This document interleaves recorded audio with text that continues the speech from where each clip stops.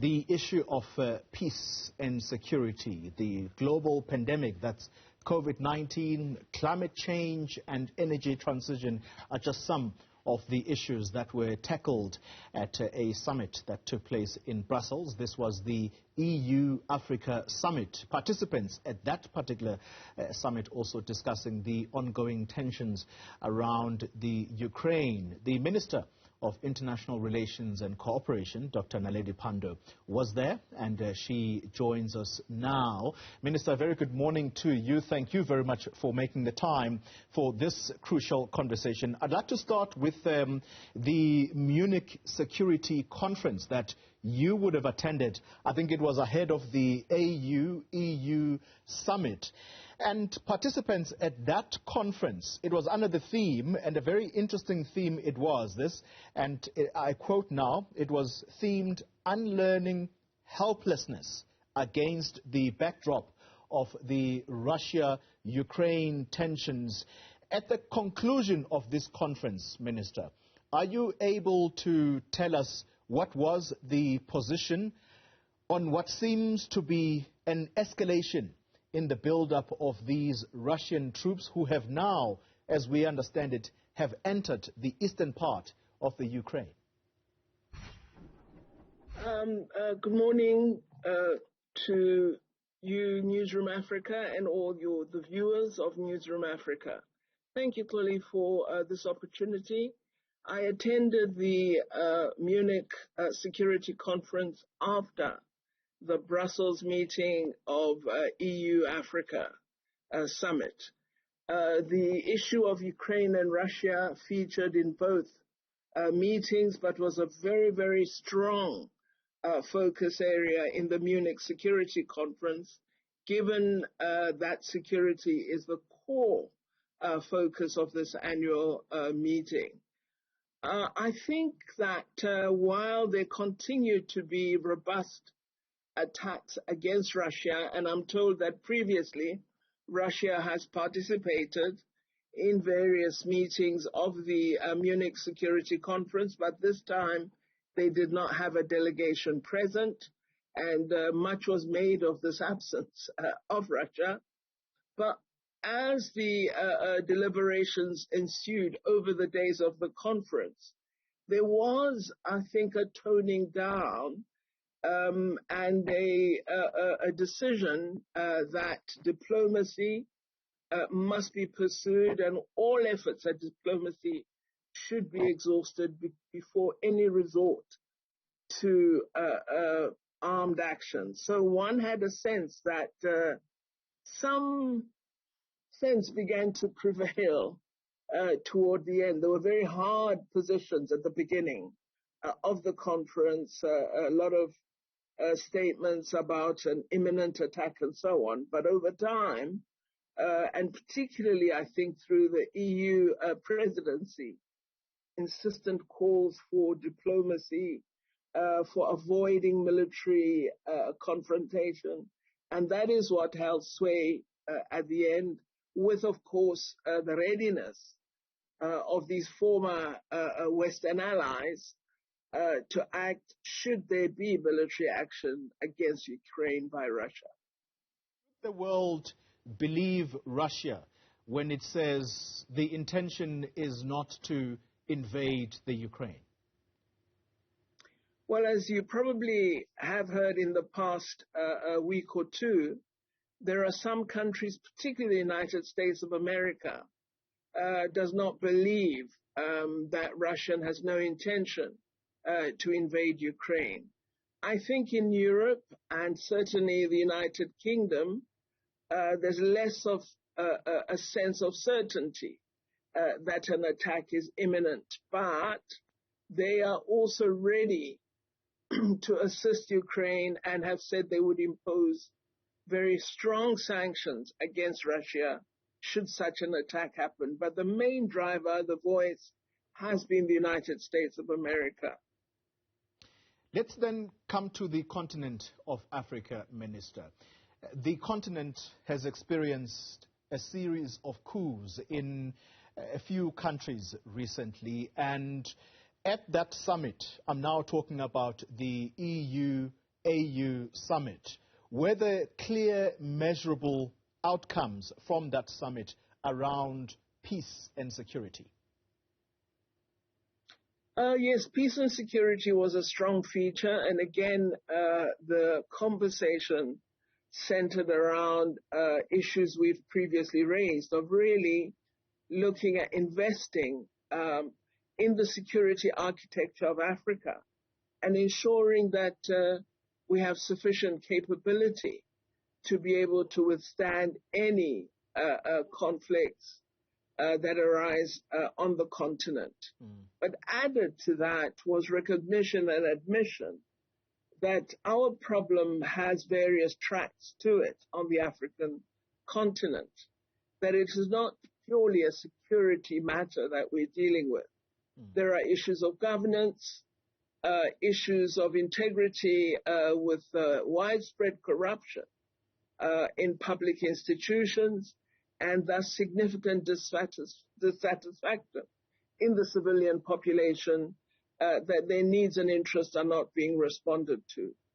The inadequacy of governments to respond even stretches to their inability to pay proper remuneration to the armed forces, which is, of course, a terrible security threat to any country, to have an army that is angry and hungry.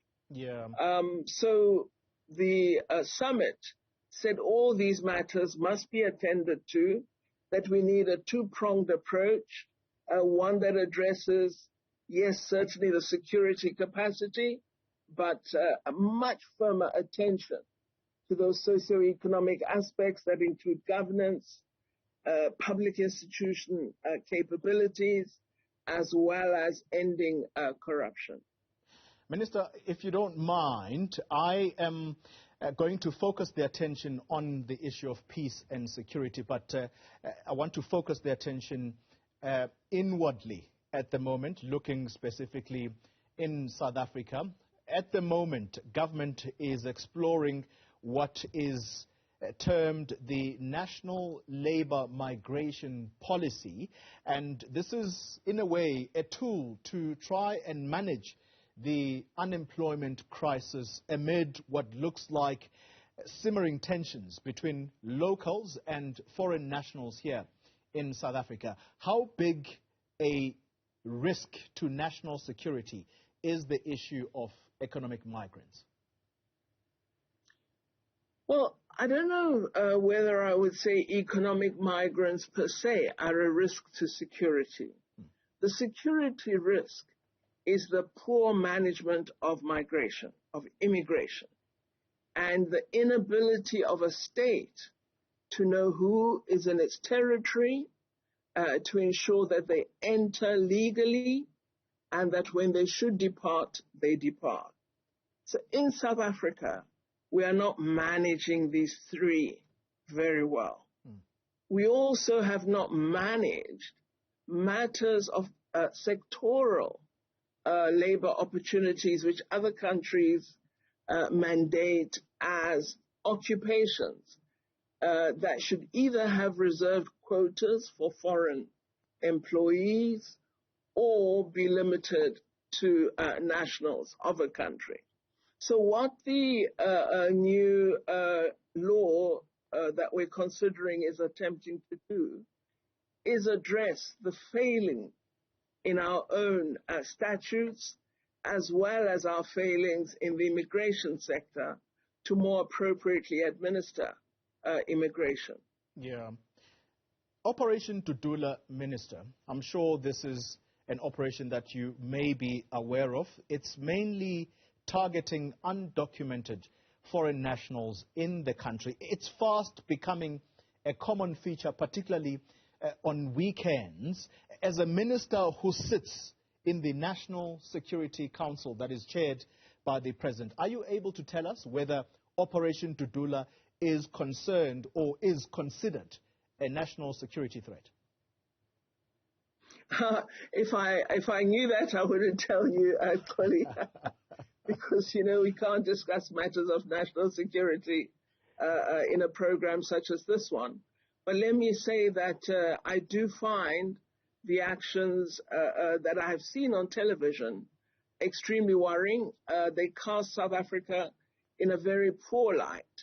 Countries understand very well our intention to address migration within the ambit of the law and so on.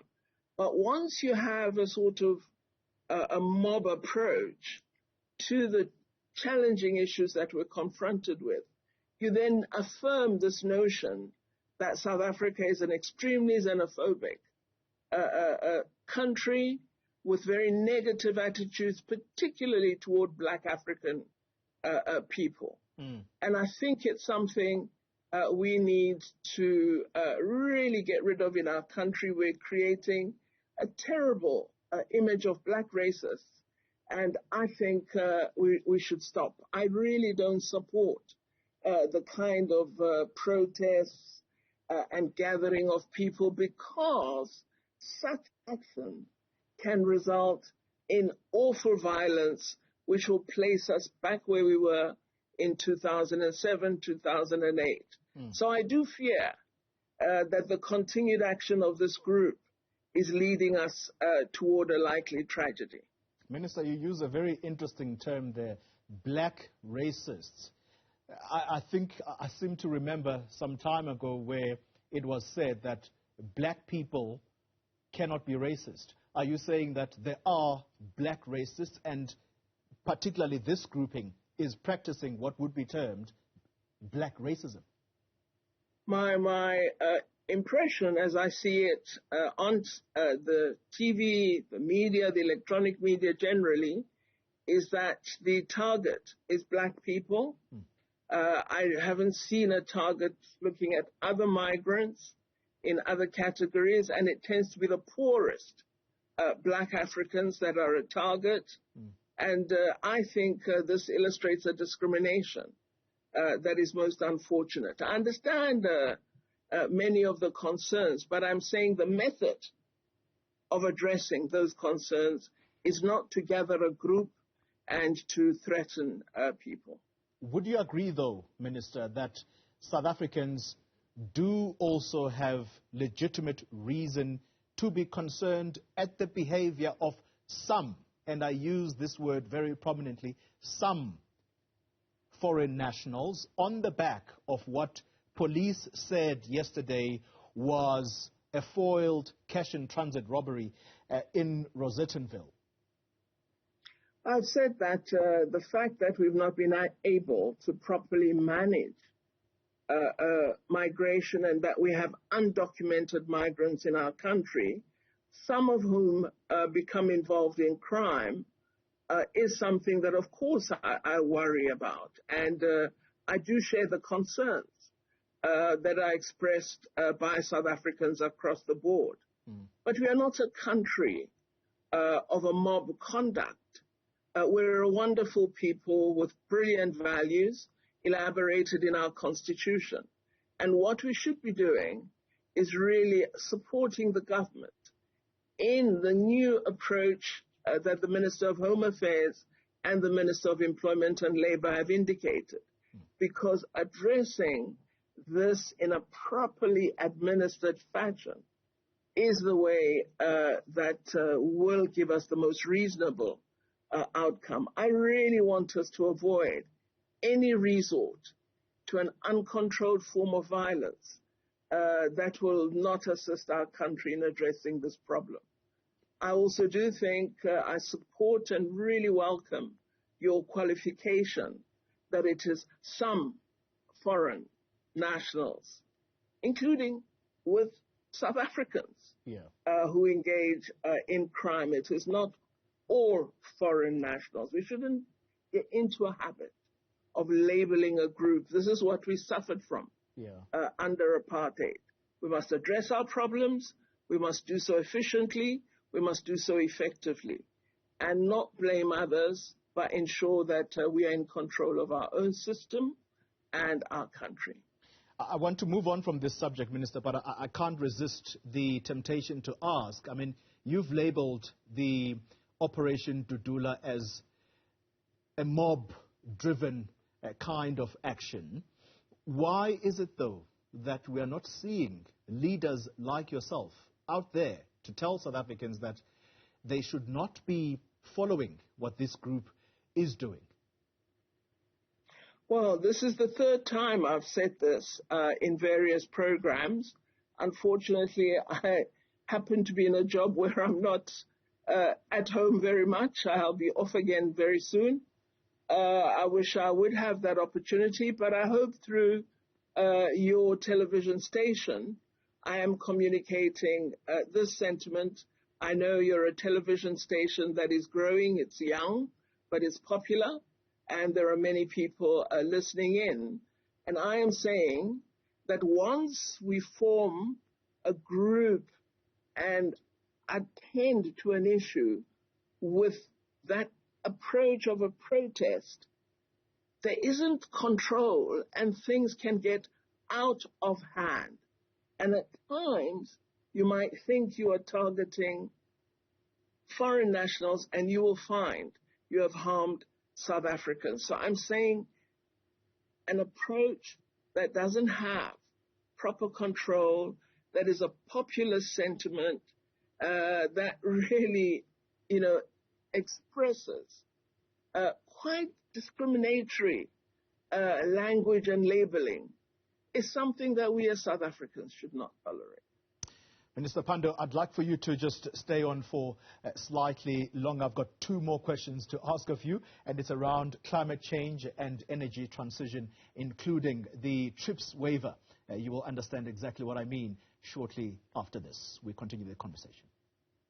If you're joining us, we are in conversation with Dr. Naledi Pandor, the Minister of International Relations and Cooperation, on the back of two crucial meetings that took place at the weekend, the AU-EU summit, along with the Munich Security Conference. Minister, let's quickly change tack now and talk about the climate change and energy transition, and I'm going to try and move us very fast because there are other competing news. The President participated in this climate change and energy transition round table, Minister, and his words were, I want to quote now, there can be no one-size-fits-all approach to complex issues such as energy transition due to the very different national circumstances and capacities of countries.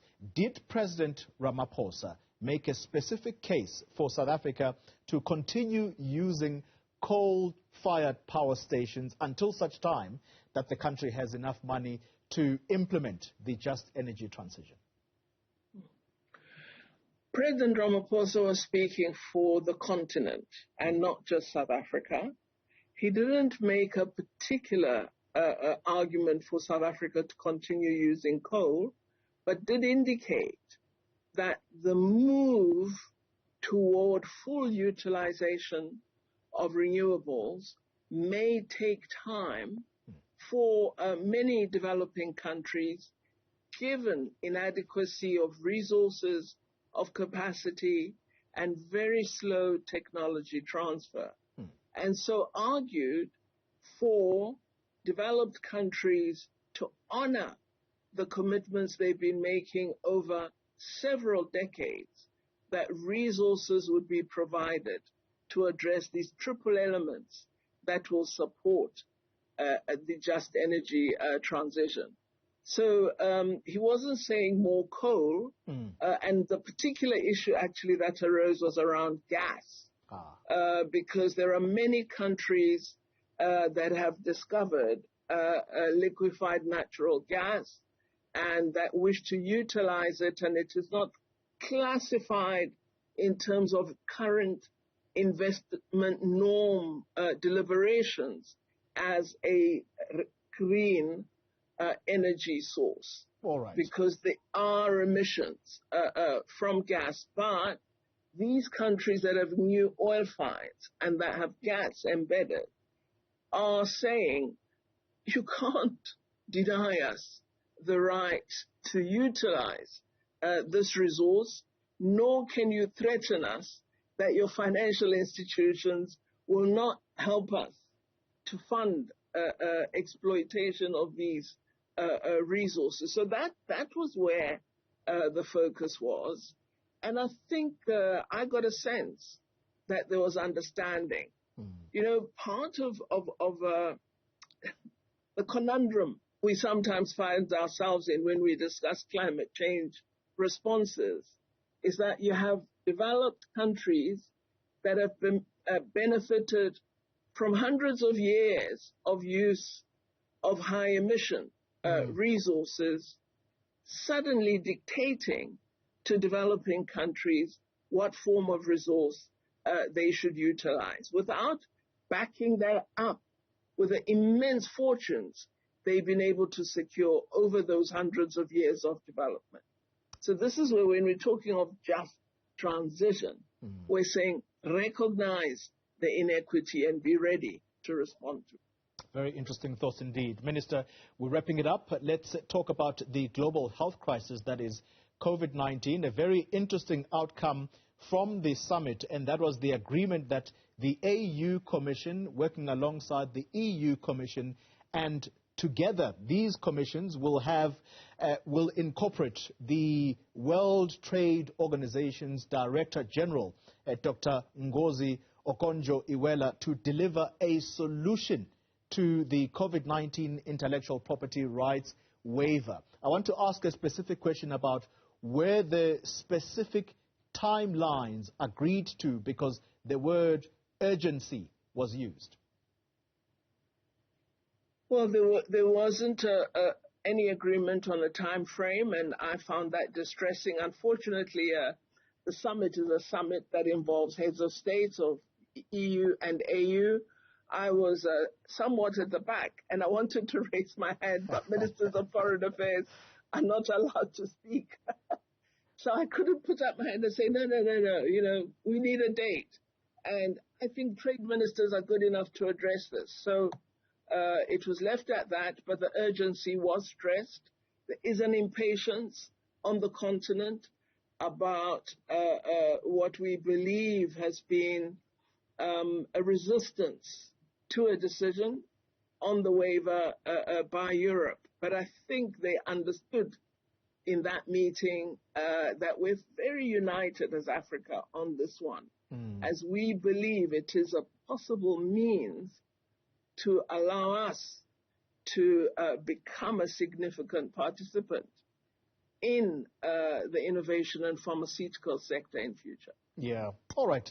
Minister, I promised that we would wrap it up. There is a breaking news story that I'm seeing on the wires from the news agency AFP, and it seems to be a decision that's been taken by the EU to adopt Russia sanctions, quote unquote, this afternoon. That's according to the foreign policy chief. Your reaction? Well, they've been threatening this, and I think the recognition by Russia of the two so-called rebel states that are neighboring Ukraine has caused them to take this decision. But I hope that sense will prevail, and that they will continue to talk to Russia, particularly to address the security concerns that Russia has, given plans by NATO and the planned expansion that NATO has been raising for some months now. So I'm not surprised, because I think once Russia declared recognition of those states, I suspected that this kind of action might result. Minister, thank you very much for your time. That's the Minister of International Relations and Cooperation, Dr. Naledi Pandor.